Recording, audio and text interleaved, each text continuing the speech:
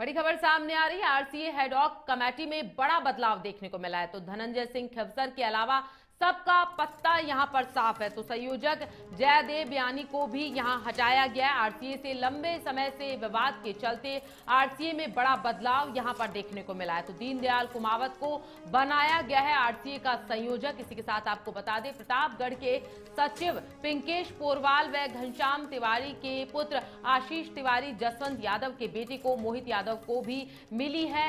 इसमें एंट्री इस कमेटी को भी 3 महीने में आरसीए कार्यकारिणी के इलेक्शन कराने के लिए कहा गया है। तो बड़ी खबर सामने आ रही है। आरसीए हेडॉक कमेटी में बड़ा बदलाव यहां पर देखने को मिल रहा है। लंबे समय से चल रहे विवाद को यहां थमा दिया गया है। दीनदयाल कुमावत को बनाया गया आरसीए का संयोजक। इसी के साथ आरसीए हेडॉक कमेटी में बड़ा बदलाव यहां पर किया गया है। तो धनंजय सिंह खिवसर के अलावा सबका पत्ता यहां पर साफ कर दिया गया। तो संयोजक जयदीप यानी को यहां हटाया गया है आरसीए से। तो लंबे समय से विवाद के चलते आरसीए में बड़ा बदलाव यहां पर देखने को मिला है। दीनदयाल कुमावत को बनाया है आरसीए का नया संयोजक। तो बड़ी खबर सामने आ रही है। धनंजय सर को सबका पत्ता, उनके अलावा सबका पत्ता यहां पर साफ हो चुका है।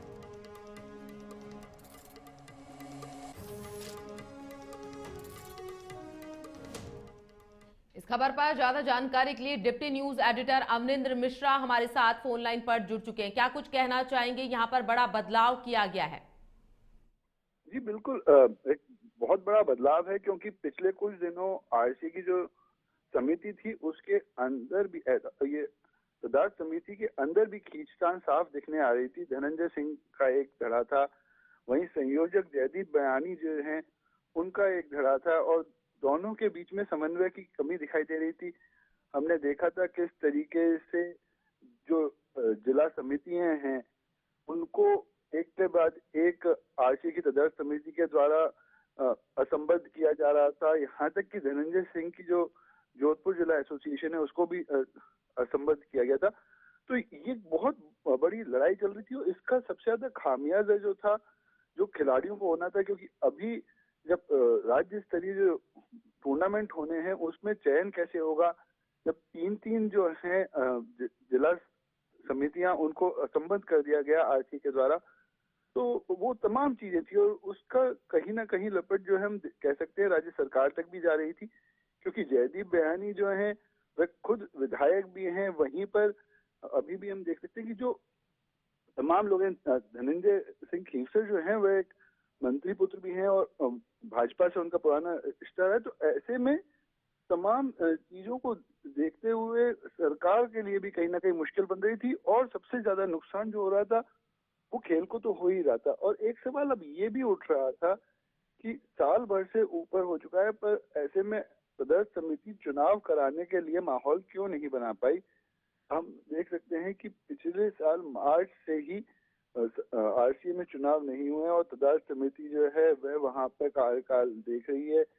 और अब जब ये अंदरूनी खींचतान आने लगी थी और एक जो बहुत अजीब बात जयदीप बयानी ने भी कही थी, उन्हें ये लगने लगा था कि कहीं ना कहीं मुख्यमंत्री का वृहद हस्त उनके ऊपर है।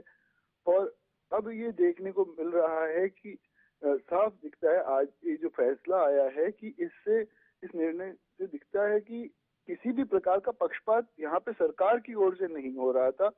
सरकार की तरफ से आरसीए के अंदर दखलंदाजी जो थी वह नहीं है।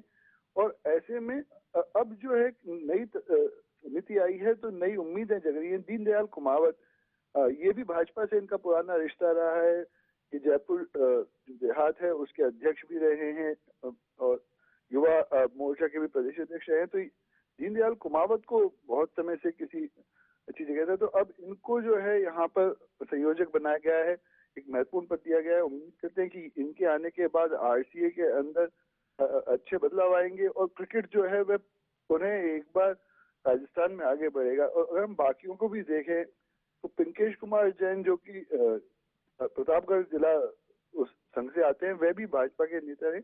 तो संयोजक समिति में कहीं ना कहीं भाजपा से प्रभावित लोगों का दबदबा तो दिखाई देता है, परंतु जो सबसे बड़ी बात यह कि पुराने जितने भी लोग थे उन तमाम लोगों को यहाँ से हटा दिया गया है, सिवाय धनंजय सिंह के, जो कि विरोधी खेमा जो था उसको नेतृत्व कर रहे थे। तो कहीं ना कहीं अगर हम देखें इस निर्णय में धनंजय सिंह को बढ़त मिलती दिखाई देती है। जी बहुत शुक्रिया तमाम जानकारी के लिए अमनेंद्र।